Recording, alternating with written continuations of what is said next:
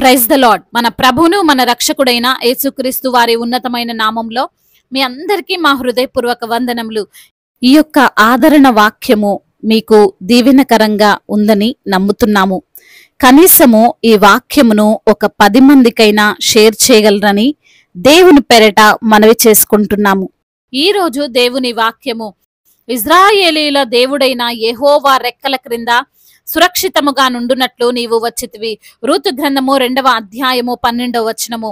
The God of Israel under whose wings you have come to take refuge. Ruth chapter 2 verse 12. ఈ రోజుకు గాను కృపగలిగిన దేవుడు మనకు అనుగ్రహించిన వాక్య భాగమును బట్టి ధ్యానించుకుందాము. ప్రియమైన సహోదరి సహోదరులారా, ఒక్కసారి మనము దేవుని దగ్గరకు సమస్తమును కాదు అనుకొని వచ్చినప్పుడు ఆయన మనల్ని విడువడు, ఎన్నడు ఎడబాయడు. నమ్మి వచ్చినప్పుడు ఆయన మోసపరచడు. ఈరోజు వాక్య భాగం సెలవిస్తున్నట్లుగా మనము ఆయన రెక్కల క్రింద సురక్షితముగా ఉండుటకు వచ్చాము. మేము దేవుణ్ణి నమ్ముకొని ఆయన దగ్గరకు వచ్చాము, ఏమవుతుందో ఏం జరుగుతుందో అని భయపడాల్సిన అవసరత గాని సందేహపడాల్సినటువంటి పని గాని లేదండి. ఎప్పుడైతే ఆయన సన్నిధిని కోరుకున్నామో అప్పుడే మనము చాలా చాలా చాలా సురక్షితమైనటువంటి స్థలములో ఉన్నాము అని అర్థం. ఈ రోజున ఈ మాటలు రూతుతో బోయాజు మాట్లాడుతున్నట్లుగా మనము వాక్య ఆధారంగా చూడవచ్చు.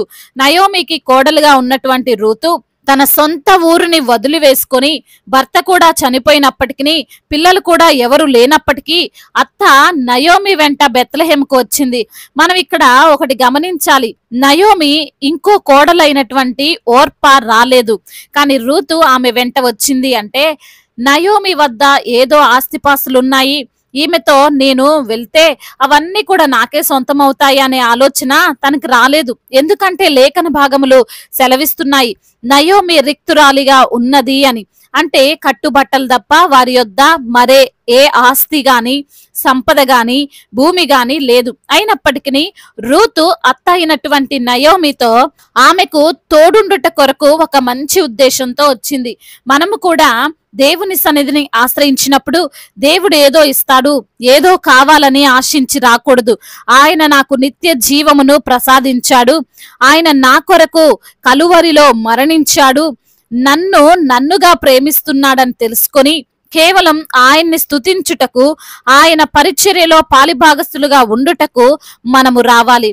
అప్పుడు నిజముగా దేవుని రెక్కల క్రింద మనము సురక్షితంగా ఉండగలము.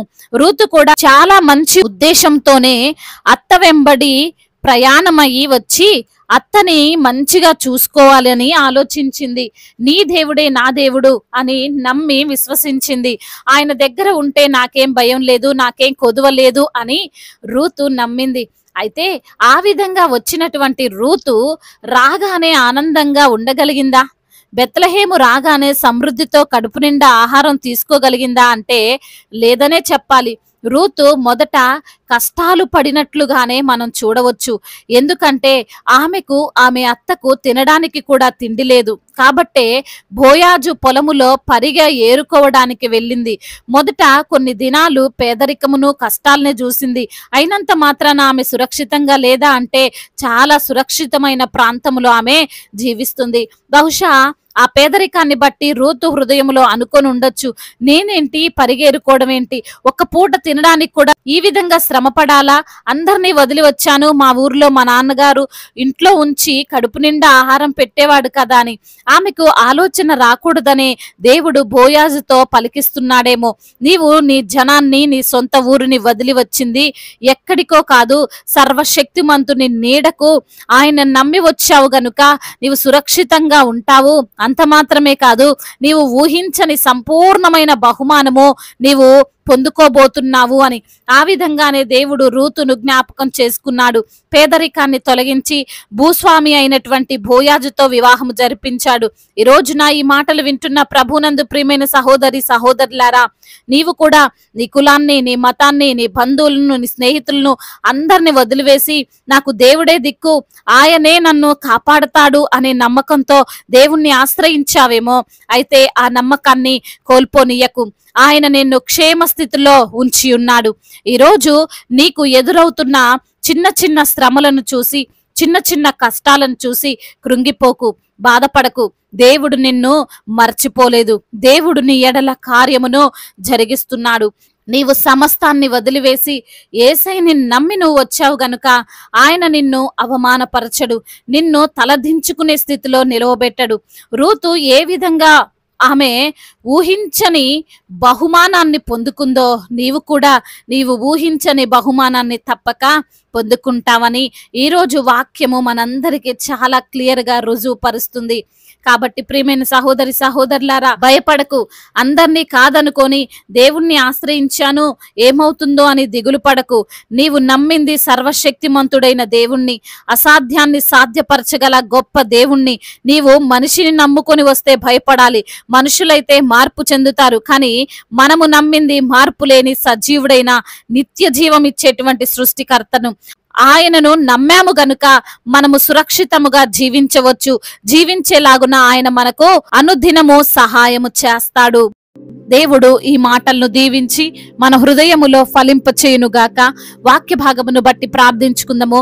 ప్రతి ఒక్కరు కూడా ప్రార్థనలో ఏకీభవించగలరు. ప్రార్థన.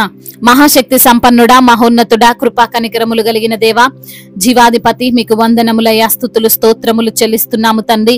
అద్వితీయ దేవుడువు, ఆలోచనకర్తవు, బలవంతుడైన దేవుడువు, సమాధాన పరిచే దేవుడవు ప్రభువా. అయా మరి తండ్రి, ఈ రోజున వాక్యము ద్వారా సూటిగా తేటగా మాతో మాట్లాడారు, మమ్మల్ని ఎంతగానో బలపరిచారయ్యా. అవును తండ్రి, అయా అందరిని వదిలి మిమ్మల్ని నమ్మిన బిడ్డలను ఎంత మాత్రము కూడా విడువని దేవుడవని, ఎడబాయని దేవుడవని, అయా ఎప్పుడు కూడా మోసపరచని దేవుడవని ఈ రోజున వాక్యము ద్వారా సూటిగా తేటగా మాతో మాట్లాడి మమ్మల్ని బలపరిచి ధైర్యపరిచి ఆదరించి ప్రోత్సహించిన మీ అమూల్యమైనటువంటి మాటలను బట్టి మీకు స్తోత్రాలు ప్రభువా. ఈ రోజున ఎందరైతే బిడ్డలు వారికి ఉన్న అనారోగ్య సమస్యను బట్టి మీ సన్నిధిలో మొర పెడుతున్నారో వారి మొరను మీరు ఆలకించండి. వారికి ఉన్న ప్రతి అనారోగ్య సమస్యను యేసు నామములో తీసివేయమని బ్రతిమిలాడుకుంటున్నాం. అరికాలు మొదలుకొని నడినెత్తిన వరకు తండ్రి మీ యొక్క అమూల్యమైనటువంటి రక్తములో బిడ్డలను ప్రోక్షించమని బ్రతిమిలాడుకుంటున్నాం. మరణ పడకపై ఉన్నటువంటి బిడ్డలను తండ్రి మీరు తాకండి, సంపూర్ణమైన ఆరోగ్యమును వారికి దయచేయమని బ్రతిమిలాడుకుంటున్నాం. అదే విధంగా ఆర్థిక సమస్యలను యేసు నామములో కొట్టివేయండి. అయా అప్పుల భారాల నుండి విడుదలను దయచేయమని బ్రతిమిలాడుకుంటున్నాం. అప్పు తీసుకునే వారిగా కాదు గాని అప్పు ఇచ్చే బిడ్డలుగా వారిని ఆశీర్వదించండి. తలగా ఉంచుతాను గాని తోకగా ఉంచునన్న మీ వాగ్దానము వారి జీవితంలో మీరు నెరవేర్చండి. అదే విధంగా నా ప్రభువా, ఎందరైతే బిడ్డలు ప్రభా ఉద్యోగము లేక బాధపడుతున్నారో అయ్యా మంచి ఉద్యోగాన్ని వారికి మీరు అనుగ్రహించండి తండ్రి. అదే విధంగా మరి తండ్రి ప్రమోషన్ నిమిత్తము, ట్రాన్స్ఫర్స్ నిమిత్తము అయ్యా మీ సన్నిధిలో మొరపెడుతుండగా అద్భుతమైన కార్యం వారి పట్ల జరిగించండి. చిన్న బిడ్డలందరినీ కాచి కాపాడండి. యవన బిడ్డలందరికీ మీరు తోడుగా ఉండండి. యవన వయసులో ప్రభువా మరి తండ్రి బిడ్డలు చెడు స్నేహాలకు లోబడిపోకుండా అయా చెడు కార్యాలు జరిగించకుండా ఆ యొక్క గేమ్స్ కి ఎడిక్ట్ అయిపోయి మరి తండ్రి మద్యపానానికి ఎడిక్ట్ అయిపోయి జీవితాన్ని పాడు చేసుకునేటువంటి బిడ్డలతో మీరు మాట్లాడండి. ఎందరైతే బిడ్డలు మరి తండ్రి వివాహ విషయాల్లో మీ సన్నిధిలో మొరపెడుతున్నారో వారి మొరను మీరు ఆలకించండి. సాటి అయిన సహకారిని వారికి మీరు అనుగ్రహించండి. గర్భఫలము లేక బాధపడుతున్నారో, ఎన్నో హాస్పిటల్కి తిరిగినప్పటికీ ఫలితము లేక దిగులు చెందుతూ కన్నీరు కారుస్తూ అవమానాలను ఎదుర్కొంటున్నారో వారిని బట్టి ప్రార్థిస్తున్నాము. గర్భఫలము మీరిచ్చు బహుమానము తండ్రి, అద్భుతమైన కార్యము వారి పట్ల జరిగించండి. గర్భిణీ స్త్రీలను మీరు దీవించండి, ఆశీర్వదించండి, బలపరచండి. నా ప్రభా, ఇప్పుడే పుట్టిన చంటి బిడ్డలను కూడా మీరు జ్ఞాపకం చేసుకోండి. మంచి ఆరోగ్యమును వారికి మీరు అనుగ్రహించమని వేడుకుంటున్నామయ్యా. బిజినెస్ చేస్తున్న వారిని దీవించండి, చేతి పని చేసుకున్న వారిని ఆశీర్వదించండి. ఈ ఎందరైతే బిడ్డలు ఈ రోజున నా తండ్రి ప్రయాణాల్లో ఉన్నారో వారి ప్రయాణం అంతటిని సుఖముగా, సౌఖ్యముగా, క్షేమకరంగా ఉండునట్లుగా కృప చూపించమని బ్రతిమిలాడుకుంటున్నాము తండ్రి. అయ్యా మరి తండ్రి మా భారతదేశాన్ని దీవించండి తండ్రి. సమాధాన దేశముగా, సఖ్యత కలిగిన దేశముగా, ఎటువంటి విభేదాలు తారతమ్యాలు లేని అయా దేశముగా మా భారతదేశాన్ని మీరు నిలవబెట్టండి తండ్రి. దైవజనులందరికీ మీరు తోడుగా ఉండండి. సమయోచితమైనటువంటి జ్ఞానమును, వివేచనను వారికి అనుగ్రహించమని వేడుకుంటున్నాము తండ్రి.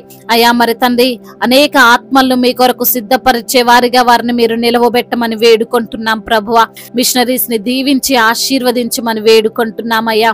అయ్యా దేవా, ఇంకా తండ్రి ఎందరైతే బిడ్డలు తండ్రి ఇంకా చెప్పుకో చెప్పుకోలేనటువంటి బాధతో విరిగి నలిగిన హృదయముతో మీ సన్నిధిలో మొరపెడుతున్నారు. వారి మొరను మీరు ఆలకించి వారికి సమాధానమును అనుగ్రహించమని బ్రతిమిలాడుకుంటూ తండ్రి, ఇంతవరకు చేసిన ప్రార్థన అంతటిని మీ పాద సన్నిధిన చేర్చుకోమని మా నాథుడు సర్వశక్తిమంతుడు సజీవుడు బలవంతుడైన యేసుక్రీస్తు వారి ఉన్నతమైన శక్తి కలిగిన నామంలో ఈ ప్రార్థనను అడిగి వేడుకొని పొందుకొని ఉన్నాము మా ప్రియ పరలోకపు తండ్రి.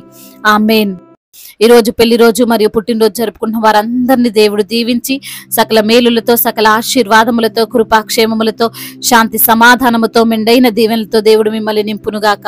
మీ యొక్క ప్రార్థన అవసరతలను మాకు తెలియజేయగలరు. మీ కొరకు మేము తప్పక ప్రార్థిస్తాము. మొదటిసారిగా మన యొక్క ఆదరణ వాక్యం చూస్తున్నట్లయితే తప్పకుండా సబ్స్క్రైబ్ చేసుకోగలరు. ఈ వాక్యం మీకు ఆశీర్వాదకరంగా ఉండినట్లయితే అనేకులకు కూడా ఈ వాక్యాన్ని పంపి మీరు కూడా దేవుని యొక్క రాజ్య సువార్తలో పాలిభాగస్తులు కావాలని దేవుని పేరిట మనవి చేసుకుంటున్నాము. మీ గాడ్ బ్లెస్ యు ఆల్. దేవుడు మిమ్మల్ని దీవించి బలపరిచి స్థిరపరచునుగాక.